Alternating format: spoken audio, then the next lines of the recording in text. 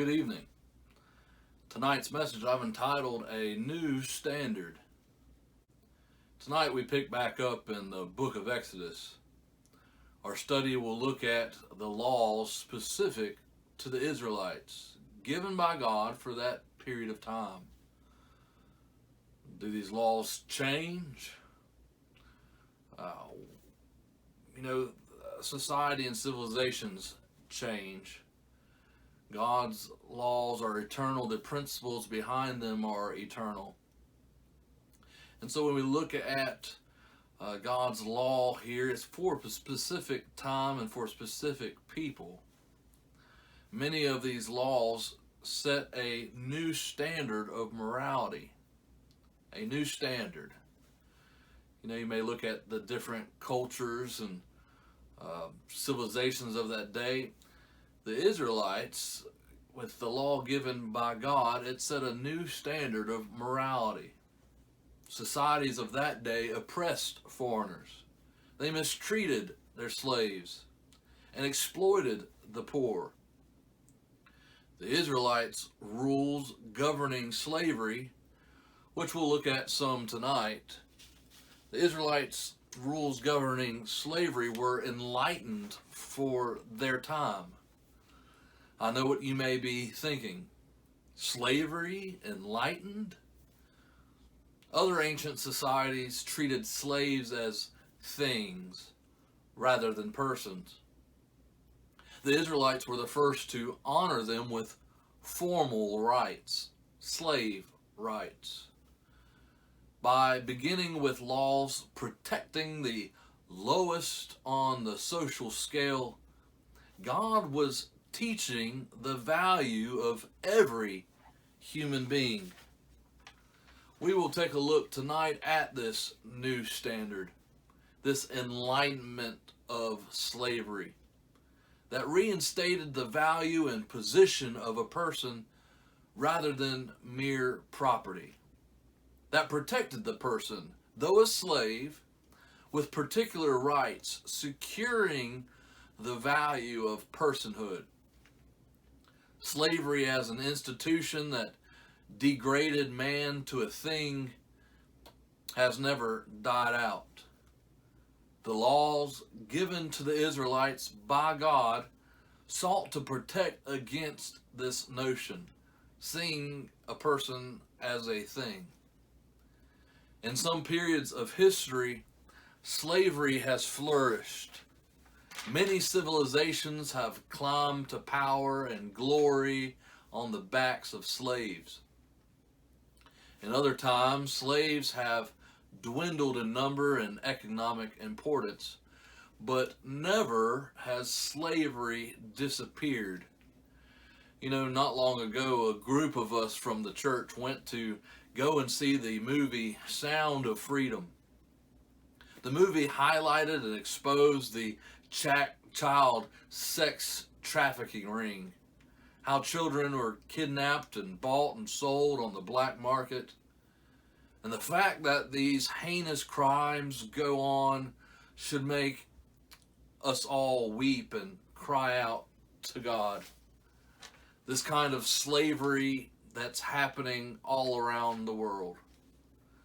Organizations such as the London-based Anti-Slavery Society have been working over 100 years now to end human bondage. Yet millions of men, women, and children, according to the United Nations estimates, are still held in slavery in many countries. Slavery has known many and fascinating variations. Each society, like each individual, is unique, and the interplay between slavery and society, both always changing, has reshaped basic form of living. Most of us, says Milton Meltzer, a distinguished historian and expert on the topic of slavery, most of us, Meltzer says, no matter what our color or where in the world we came from, have ancestors who at one time or another were slaves, or to put it morally, shared in the guilt of enslaving others. Many were both, slaves at one time and masters at another. The peculiar institution cannot be understood without seeing it against the background of a particular society.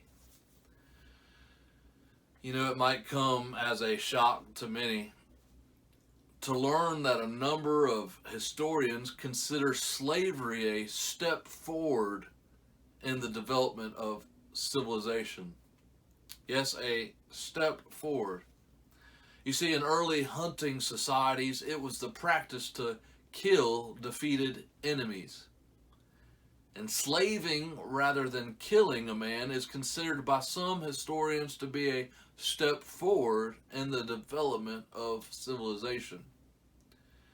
It wasn't until a surplus of food was gained, supported by agriculture, that made the taking of slaves practical. Instead of killing a defeated enemy, the victor enslaved him.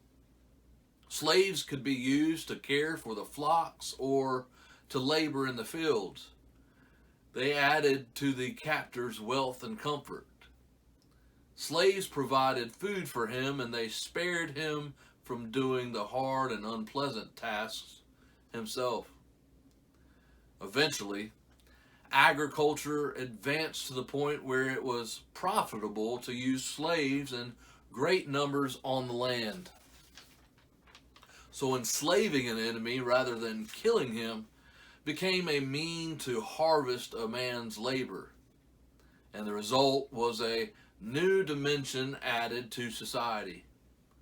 For a new tool was acquired, the slave.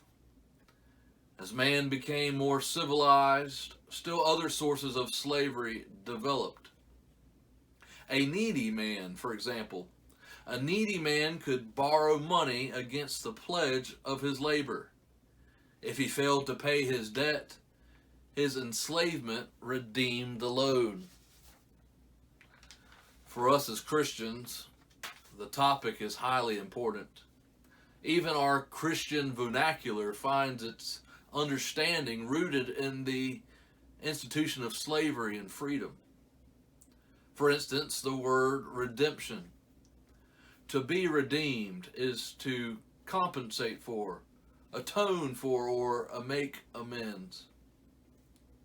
Redemption plays an important role in the institution of slavery. The needy entered into slavery. The weak also, too, would sometimes enter into slavery. Free men, too weak to survive alone in the community, voluntarily chose the shelter of slavery rather than the hunger and risks of freedom. Exiles from another community might surrender their labor to prosperous men on the same terms. In most cultures, a slave had no individual rights and enjoyed no legal protection. God's law set a new standard, as we shall see. Some see the root of morality that's attached to one's own self-worth. And so by denying a man's humanity, slavery prevents him from developing a sense of human dignity. The master who recognizes no humanity in his slave loses it himself. The treatment of slaves was vital to morality and for the Israel society at large. Let's take a look together in the book of Exodus, Exodus chapter number 21. Let's look together tonight at a few verses here that speaks about this new standard given to the Israelites about slavery, concerning slavery. We read in Exodus chapter 21, verse number 1, "These are the laws you are to set before them." Speaking of the Israelites, the Hebrew people. Verse number 2, Exodus chapter 21, verse number 2. "If you buy a Hebrew servant." So we see here that Hebrew servants are purchased if you buy. So someone is taking their own fruit of their labor to buy a servant here, a slave. If you buy a Hebrew servant, perhaps it's a person in need who needed to borrow money against the pledge of his labor. Or perhaps maybe it was a weak one who could not care for himself. If you buy a Hebrew servant, he is to serve you for 6 years. Here we see that there is a time limit set. That's a new standard. A time limit set of 6 years. But in the 7th year, he shall go free without paying anything. You see here, he's not to purchase his freedom. The 7th year is a year of release. He's not to purchase his freedom out of his own pocket. He doesn't pay for his redemption. The 7th year is his redemption. Freedom is free. On that 7th year, freedom is to be found. Grace is found. Mercy is found. Verse number 3. If he comes alone, if he goes to his master alone, if he comes alone to be purchased, he is to go free alone. But if he has a wife when he comes, she is to go with him. So if both him and his wife come, both are to leave free. Verse 4, if his master gives him a wife, so here not only is the Hebrew master purchasing the man to be his slave for this period of time, but here at that same time as he's serving his master, if his master gives him a wife and she bears him sons or daughters, the woman and her children shall belong to her master, and only the man shall go free. So we see this this giving here, this almost custody rights here that we see. It's a strange concept to us, but at the same time, you might want to think of it as support. Here's this man just getting his freedom, and would he be able to support and provide for the women and the children? Perhaps not, right? It might take some time in order to support himself. Before, in verse 3, we see that the man and his wife shall go, but here specifically in verse 4, it talks about the women and her children. Looking here at verse 5, this is something interesting here. We're looking at a freedom of choice here that we observe here in verse 5. We see this observance of choice, this freedom of choice that's found here in this next verse, in verse number 5. But if the servant declares, I love my master, here's this freedom of choice, this choosing to love here.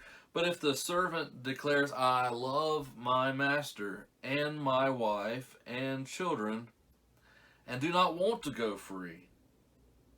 See here, maybe he's looking at this understanding of not being able to support him and support them at that time, and he'd rather stay in the position that he's at. So we see this choice here involved. I love my master and my wife and children and do not want to go free. He's choosing to stay. Then his master must take him before the judges. Other translation says before God, before judges. Here a decision is made. Here the master will take him and before the judges, before God. He shall take him to the door or the doorpost and pierce his ear with an awl. Then he will be his servant for life. So here we see this option to go free is turned down. He'd rather stay with his wife and children and the position that he's at, and so he makes this declaration to stay with his master, to be a servant for life. We see this love's declaration and servitude for life. Verse number 7, if a man sells his daughter as a servant,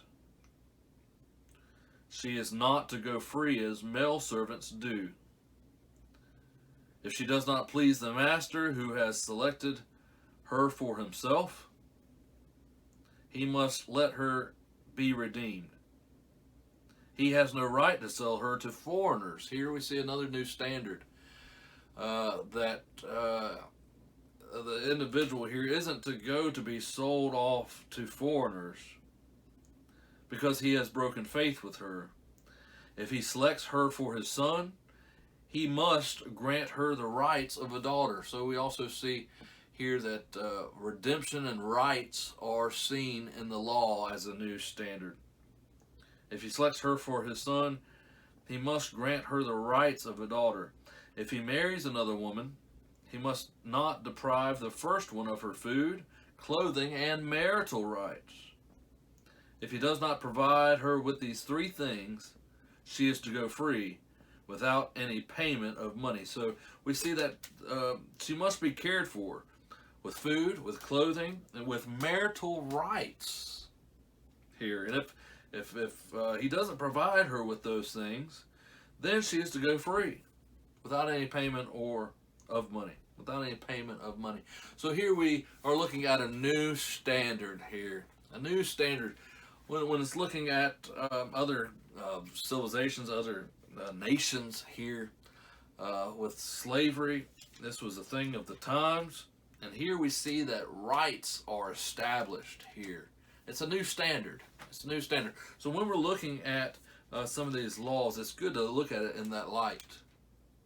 Not as some would argue, well, slavery just existed. God could have done away with slavery. Yes, but in that particular time, there was, like we looked at there, with the needy, with the weak needing that support, and that's what the institution looked like. It didn't have government welfare checks and food stamps and things like we have here today in our nation. And so this is one of the ways that society looked at addressing some of these issues. But we see here with the Israelites that there was protection of rights. There was to be care provided for, and that these things were to be observed. So it's interesting to look so far back into history about what the customs and the way of life look like, and to see here early on a new standard of rights. That redemption and rights are seen in the laws as a new standard. Well, I hope that this message has been a blessing to you, and I hope and pray that you have a blessed rest of your week. Thanks for tuning in, and until next time, bye-bye.